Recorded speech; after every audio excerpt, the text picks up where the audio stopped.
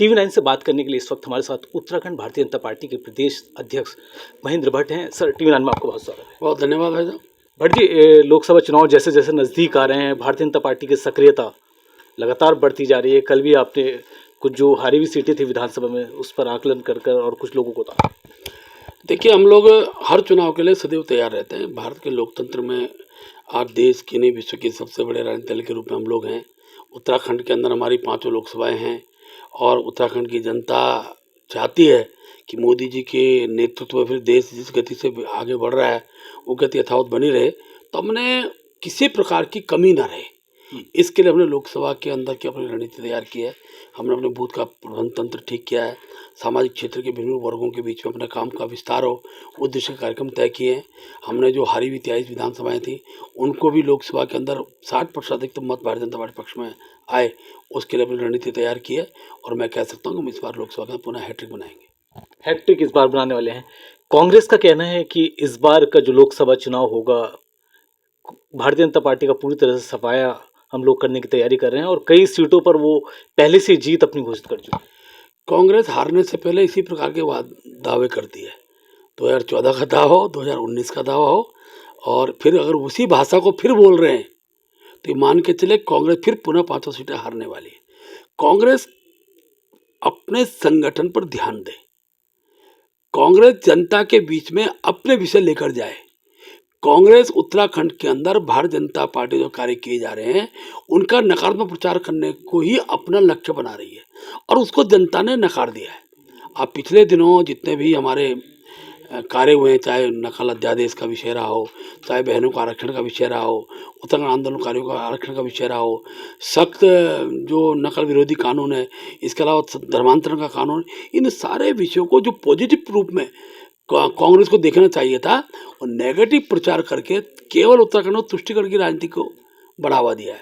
पिछले दिनों हरीश रावत जी के जो बयान आए हैं, सबसे वरिष्ठ नेता कांग्रेस के, आज वो अपने आप को बताते हैं, वो सारे के सारे बयान इस राज्य के विकास में अवरोधक बने हैं। तो मैं कह सकता हूँ कि विकास की गति को रोकने का, विकास की गति प्रश्न खड़ा करने का जो एक प्रकार से कांग्रेस उस विषय को लेकर चलती है, उसका जनता मुंह तोड़ जवाब देती है। और हम हर बार हार रहे हैं, हम हर बार जीत रहे हैं। उनके इशू वही हैं, हमारे इशू विकास के हैं, हम उन इशू को आगे बढ़ रहे हैं। सर, एक धारणा बनी है जो विधायक हैं उनको सांसद ही लड़ा दी जाती है, क्या उत्तराखंड में भी ये देखने को मिला? क्योंकि आपकी पार्टी के भी कुछ, चाहे कैबिनेट मंत्री हो, विधायक हो, उनकी भी कुछ इच्छा लोकसभा चुनाव लड़ने की। यानी बीजेपी के तो प्रत्याशी घोषित हो चुके हैं 5 लोकसभा में।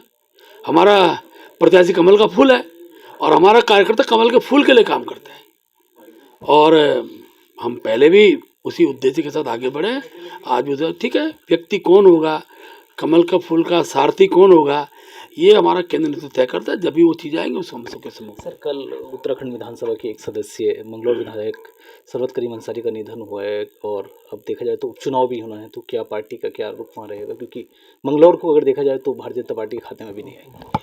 देखिए, अभी उत्तराखंड राज्य बनने के बाद वास्तव में मंगलौर सीट हम जीत नहीं पाए हैं, लेकिन इस बार हमने वहाँ के लिए व्यापक रणनीति तैयार की है। हम जीतने वाले प्रत्याशी को लाएंगे और मंगलौर की जनता भी अब विकास के साथ खड़ी दिखाई देगी, मिथक टूटेगा और भाजपा जीतेगी। एक आखिरी सवाल ये है, कयास लोग लगा रहे हैं कि मंगलौर में भारतीय जनता पार्टी पर किसी एक ऐसे चेहरे को ला सकती है जिसको सब जानते हैं मंगलौर विधानसभा में, ऐसी बातें बाहर हो रही हैं और वो कांग्रेस के नेता है। नहीं, मैं किसी दल के नेता ऐसा नहीं बताऊंगा। बीजेपी भी के अंदर हम ऐसे प्रत्याशी को लाएंगे जीतने वाला है। और मैंने जब कह दिया कि जीतने वाले प्रत्याशी को हम आगे करेंगे तो कयास बहुत लगाए जा सकते हैं। मैं कयासों में नहीं जाता हूँ। जो बीजेपी का सदस्य होगा वही कमल के चुनाव लड़ेगा। अभी TV9 से बात कर रहे थे भारतीय जनता पार्टी के प्रदेश अध्यक्ष, जिन्होंने बताया चाहे लोकसभा चुनाव हो या आने वाला उपचुनाव मंगलौर, क्योंकि मंगलौर सीट खाली हुई है, तो भारतीय जनता पार्टी पूरी तरह मजबूत हो और इस बार का जो मंगलौर का रिजल्ट है वो कहीं ना कहीं भारतीय जनता पार्टी खाते में नजर आता जा रहा है, ऐसा प्रदेश अध्यक्ष महेंद्र भट्ट का मानना है। देहरादून से वीडियो जर्नलिस्ट जॉन जैदी के साथ आदिल पाशा, TV9।